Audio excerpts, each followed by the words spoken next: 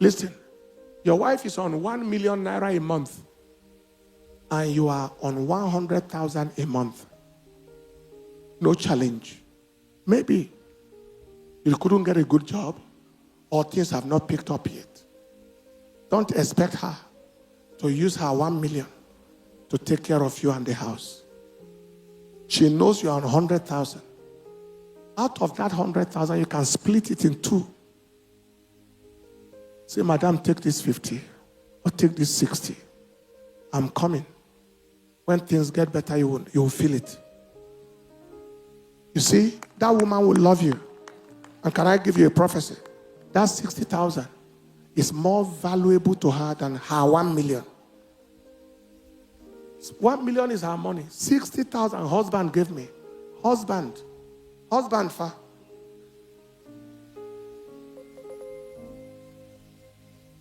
It's sweeter. Husband gave me. That one will be kept somewhere. Spent frugally. So I stumbled on that Pastor Enenche's short clip. And if I'm being honest, I was a bit taken aback by his stance in that video.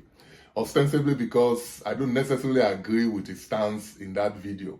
But because I know how easy it is for people to be quoted out of context, especially in this social media space, I decided to look for the entire video, which is about 1 hour, 30 minutes long. Watched it from beginning to the end, and this is the edited version, if you like, a summary of the entire video. Watch.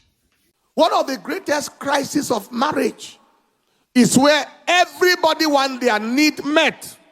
She is not meeting my need. And she said, he is not meeting my needs. Financially, spiritually, matrimonially.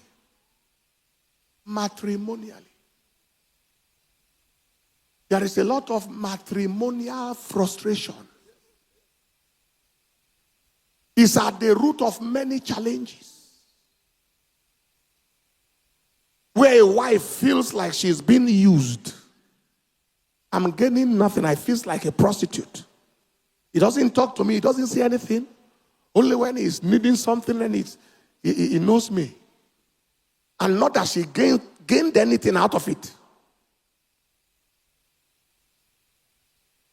You don't want me to talk. Because some of these things are not talked about in the church. So people, they then try to go for solution here and there, and they complicate their lives. Needs of the man not met in some cases. There are people that have not had relationship for 1 month, 2 months, 3 months, 6 months, 1 year, 2 years, 10 years. Strangers under the same roof. They come out, they are smiling for everybody. What kind of life is that? Let me tell you. The greatest fulfillment on earth is fulfillment that somebody gets from getting people fulfilled. You don't know joy until you give joy. Try that. Let your focus be the joy of the people of your life. Let your focus be the joy of your husband. Let your focus be the joy of your wife. Forget yourself. Put yourself in the mood where all you are after, day after day, week after week, month after month is, am I making my husband happy? Am I making my wife happy? You will see the outcome in your life, in your results, in your peace, in your harmony. Many are grumbling. Some wishing for their unbeliever days. See, I've seen some men who are telling their wives to use their salary to feed the house, use their salary to clothe children, use their salary to feed themselves, to clothe themselves. Where did you... And the man is still borrowing from the woman. What kind of... Do you need to be castrated? What kind of man is this? suit and put you skirt and blouse. Not my own type of blouse.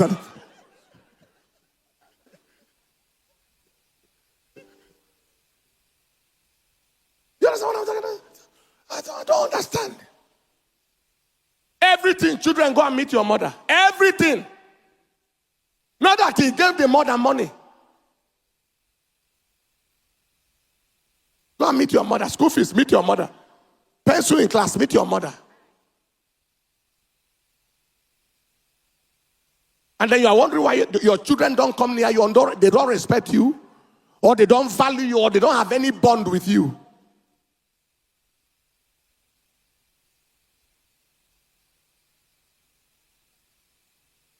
I think that's why there is majorly Mother's Day. It's Father's Day once in a while, but they don't remember. Make meeting the need of who God has placed in your life a priority.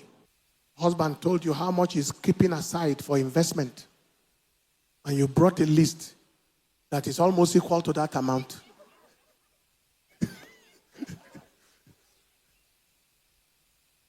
And you only brought the list based on revelation. The revelation of that amount. So the man will never tell you what he has. He has houses you are not aware. You are not aware because you are not reliable. Relationship is founded on trust. The stronger the trust, the weightier the relationship. I don't have any checkbook in my possession.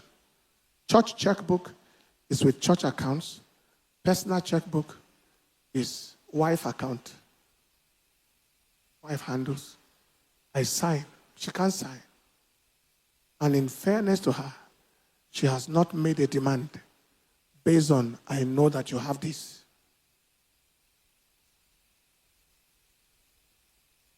What is due? This is what I'm giving you. I place her on a monthly allowance. The monthly allowance is it's not food money. It's not children money. It's not cloth. It's not any money. It's yourself money. You want to help any other person, you can help them.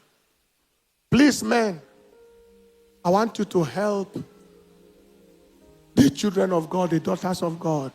Convince them that good men are available. Many have seen a lot of bad men. From the father, from everywhere, from female relationships. They've seen a lot of bad men. Confirm that good men exist. Confirm that they shouldn't give up. It's not about how much you have. It's about the heart you have. Young ladies, confirm that good wives exist. That wives that will follow you all the way, they exist.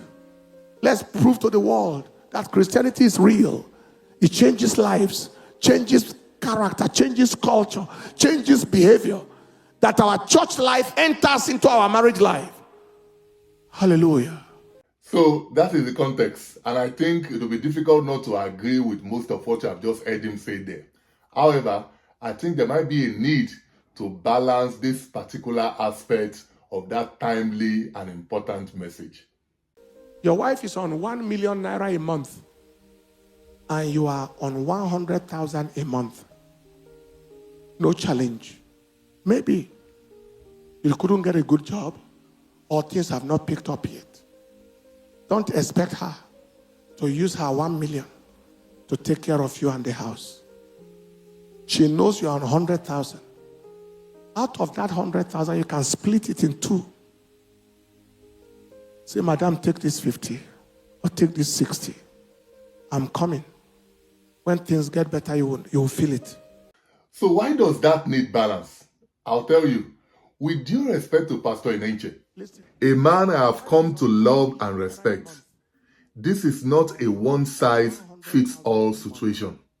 In other words, His advice is not likely to work in many homes and families going through such hypothetical situations. And that's including homes of many members of his church. Truth is, what works for one family might not necessarily work for the other. Now, let's be real here. What the man who earns 100K per month needs is the trust, support, belief, and understanding of his wife.